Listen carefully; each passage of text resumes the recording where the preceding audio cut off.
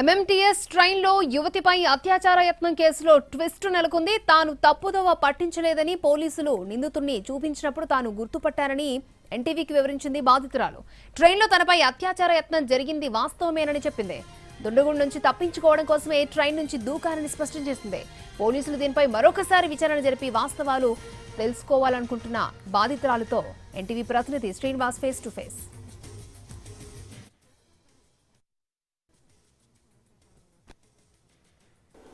మార్చి 22 ఎంఎంటీఎస్లో సికింద్రాబాద్ టు మేడ్చల్ వెళ్తున్న బాధితురాలు రైలు నుంచి పడిన బాధితురాలు వర్షంలో ఒకలా ఉంది, అలాగే ఇవాళ పోలీసులు చెప్పిన వర్షన్ మరోలా ఉంది. ప్రస్తుతం ఈ రెండు వర్షన్లు డిఫరెంట్గా ఉన్న పరిస్థితి. ప్రస్తుతం ఆ రోజు ఘటన ఎలా జరిగింది, ఆ ఘటనకు సంబంధించి పోలీసులు బాధితురాల నుండి ఎలాంటి వివరణ తీసుకున్నారు, ఇవాళ పోలీసులు చెప్పిన దానిపైన బాధితురాలు ఏమనుకుంటుందో తెలుసుకునే ప్రయత్నం చేద్దాం. చెప్పండి, అసలుకి మార్చి 22న ట్రైన్లో ఏం జరిగింది? సికింద్రాబాద్ నుంచి మేడ్చల్కి వెళ్తున్నప్పుడు నాకు నేను వెళ్ళిన నేను ఎక్కిన ట్రైన్ ఎంఎంటీఎస్ ట్రైన్లోనో ఎవరు ఉండింది లేదు. అవుట్ సైడ్ ఆపోజిట్ సైడ్లోనో ఇద్దరు గర్ల్స్ ఉన్నారు. నేను చూసిన తర్వాత ఇద్దరు గర్ల్స్ ఒక్కరే ఉన్నారు. ఉన్నారులే అనేసి నేను కూర్చొని నేను వెళ్తూ ఉంటే ఆల్వాల్లోనో వాళ్ళిద్దరు స్టాప్ వచ్చిన తర్వాత వాళ్ళు వెళ్ళిపోయారు. తర్వాత నాకు ఆల్వాల్ తర్వాత ఒక అబ్బాయి అనేది నాకు ఆపోజిట్ ఆ అబ్బాయి ఉన్నాడు అన్న విషయం నాకు అప్పుడు తెలిసింది. సో తను వచ్చి నా దగ్గరికి ఇలా నాకు కావాలి అనేసి అంటే నేను నో అని చెప్పిన. సో తను నాకు బలవంతంగా నాకు అలా రావడానికి నా డ్రెస్ దీనికి డైరెక్ట్గా నా దగ్గరికి వచ్చిండు. సో నేను డ్రెస్ ప్రొటెక్ట్ చేసుకుంటా నేను అక్కడ స్టక్ అయ్యి ఆగిపోయినా. అక్కడ తను నా దగ్గరకు వచ్చిన తర్వాత నేను తనకు చెప్పిన, నీకు ఎంతవరకు కావాలి నేను అనేసి తనని అడిగితే నాకు 5 minutes చాలు అంటే నేను అన్న లేదు, నాకు 10 minutes కావాలి, నాకు నెక్స్ట్ స్టేషన్లో అది కూడా ఇక్కడ వద్దు, నెక్స్ట్ స్టేషన్లో నా రూమ్ ఉంది, నేను ఒక్కదాన్ని ఉంటాను ఆ రూమ్లో, సో మన ఇద్దరు ఆ రూమ్కి వెళ్దాము అనేసి అంటే తను కన్విన్స్ అయ్యి ఓకే అని చెప్పి నన్ను లూజ్ చేసిండు. నేను వదిలించుకొని తనని డోర్లోకి వెళ్ళి నేను నిలబడిన. తను వెంటనే వచ్చేసి తను కూడా నేను ఎలా అయితే నిలబడినాను నా ఆపోజిట్లోనే తను కూడా వచ్చి నిలబడాడు. సో నేను ఆలోచించిన అక్కడ ఒకటి తనకన్నా దొరకాలి, తన చేతిలో దొరికితే నా లైఫ్ అనేది స్పాయిల్ అయిపోతుంది. సో ఒకటి తన చేతిలో ఉన్న చచ్చిపోతా, ఇటు సైడ్ దూకితే నేను చేస్తాను బతుకుతాను, అది సెకండరీ. సో తన చేతిలో అయితే నన్ను అది బ్యాడ్ అయితే అవ్వను కదా అన్న మైండ్లో నేను ట్రైన్ నుంచి నేను దూకడం జరిగింది సార్. ఇప్పుడు మీరు ప్రయాణిస్తున్న దాంట్లో ఎంతమంది ఉన్నారు? అంటే మీకు కేవలం మీరు అబ్బాయి ఎవరు చెప్తున్న అబ్బాయి ఉన్నారు, లేకపోతే ఇంకెవరు ఉన్నారా? స్టార్టింగ్లో అయితే నేను ఎక్కిన బాక్స్లో నేను ఒక్కటే ఉన్నాను. ఆల్వాల్ తర్వాత ఆ అబ్బాయి అనేది వచ్చాడు నా ఆపోజిట్లో. సో తను ఉన్న విషయం నేను అంత అబ్జర్వ్ చేయలేదు. ప్రస్తుతం ఇవాళ మీరు చూసారు కదా, న్యూస్ చూసారు, పోలీసులు చెప్పిన వర్షన్ చెప్పిన పరిస్థితి.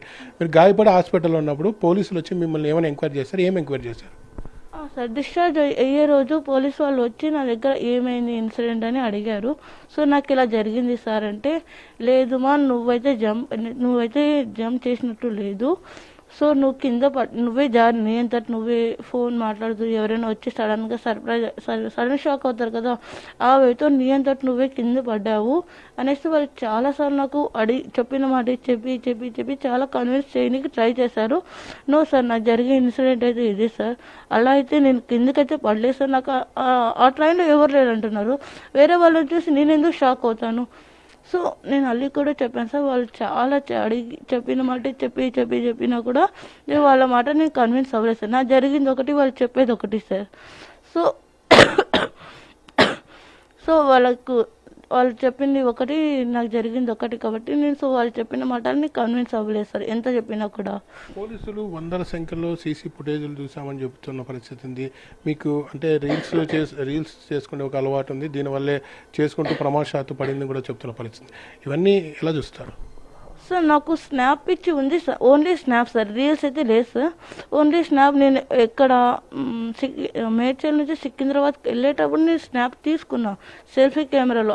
ఆ డ్రెస్కి నాకు 1/2 hour నాకు ఆడ టైం అనేది వేస్ట్ అయింది. సో ఆ వేలోన హీట్ ఎక్కువ అవ్వడంతో నేను డోర్లో నిలబడి ఉంటే అలానే నిలబడినా కదా అనేసి నేను స్నాప్ అనేది వీడియోస్ తీసుకున్నా. అంతే తప్ప మళ్ళీ నేను సికింద్రాబాద్ నుంచి మేడ్చల్కి వెళ్ళేటప్పుడు ఆ ఫోన్లో ఏ ఒక్క వీడియో అనేది కెమెరా అనేది కూడా యూజ్ చేయలేదు సార్. నేను ఏదైనా కాల్స్ వస్తే కాల్స్ ఎత్తి మాట్లాడే తప్ప సో నేనైతే వీడియోస్ అయితే తీయలేదు సార్ నేను. మీ ఫోన్ ప్రాబ్లం ఉందని చెప్పినారు, రిపేర్కి వెళ్తున్నా అని చెప్పారు. మరి ఈ స్నాప్స్ ఎలా తీసుకున్నారు? సార్ నా దగ్గర 2 మొబైల్స్ ఉన్నాయి సార్. ఒకటి నా మొబైల్, నా మొబైల్కి రీఛార్జ్ అనేది లేదు అండ్ ఆ ఫోన్ కొంచెం ప్రాబ్లంలో ఉన్నా, సో దానికోసమే వెళ్ళాను. ఇంకో ఫోన్ అనేది ఉంది కదా, ఆ ఫోన్ బాగానే ఉన్నాయి సార్. ఆ ఫోన్లో నేను వీడియోస్ తీసుకున్నాను సార్. మీరు కిందకి దూకినప్పుడు అంతా ట్రైన్ ఫాస్ట్గా వెళ్తున్న సమయంలో మీకు ఎక్కడెక్కడ గాయాలు ఏమనిపించింది? సార్ నా డెసిషన్ వచ్చేసి నేను తన నుంచి తప్పించుకోవాలి. ఒకటి తన నుంచి అలా దొరకడం కన్నా నాకు ఈ డోర్ నుంచే అనేది నాకు థాట్ వచ్చింది కాబట్టి, సో నాకు అక్కడి వరకే గుర్తుకుంది సార్. కింద పడ్డాక ఏం జరిగింది, ఎవరు పిలుచుకెళ్ళారు నన్ను అనేది అసలు గుర్తుకు లేదు సార్. నాకు నెక్స్ట్ 2 days ఏమో సార్ యశోదకు నాకు షిఫ్ట్ చేశారు. తర్వాత నాకు మా అన్నని చూసిన తర్వాత నాకు అప్పుడు మా అన్నని చూసా కూడా షాక్ అయ్యా సార్ నేను. అరే తనకి ఎవరు చెప్పారు అనేసి నాకు మరి మా అన్నని అంతా అడిగితే తను చెప్పాడు, నువ్వు కింద పడిన ఇన్సిడెంట్ అదే రోజే నాకు కాల్ చేసింది, నువ్వు నాకు చెప్పావు అనేసి అన్నారు సార్.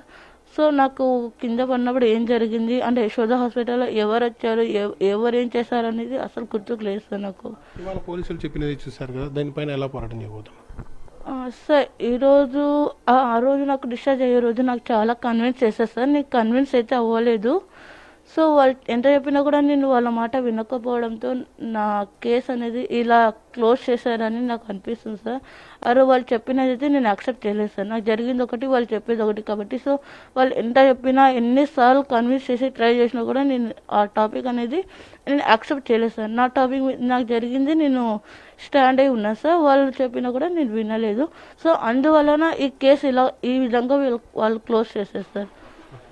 ఏదైతే ఉందో ఎంఎంటీఎస్లో జరిగిన ఘటనకు సంబంధించి పోలీసులు ఇవాళ సుదీర్ఘంగా ఏదైతే ఉందో సీసీ కెమెరాలు పరిశీలించిన అనంతరం తాము ఉన్న నిజాలు బయటపెట్టడం జరిగింది. అయితే బాధితురాల వర్షం డిఫరెంట్గా ఉంది. ఎందుకంటే తనకు జరిగిన ఘటనను తాను చెప్తున్నా ఎవరు నమ్మడం లేదని బాధితురాలు చెప్తోంది. ఎందుకంటే తాను స్వయంగా దానికి జరిగింది ఘటన కాబట్టి దాన్ని చెప్తున్నా, నమ్మినా నమ్మకపోయినా మాత్రం న్యాయ పోరాటం చేస్తానని చెప్పి చెప్తున్న పరిస్థితి. మరో మాత్రం పోలీసులు పెద్ద సంఖ్యలో సీసీ ఫుటేజ్ పరిశీలించారు, స్నాప్స్ చేసుకుంటూ కింద జారి పడింది చెప్తున్నప్పటికీ అమ్మాయి మాత్రం లేదు, ఘటన చేయడానికి వచ్చినప్పుడు నేను దుంకానని చెప్పి బాధితురాలు చెప్తున్న పరిస్థితి. ఏదేమైనప్పటికీ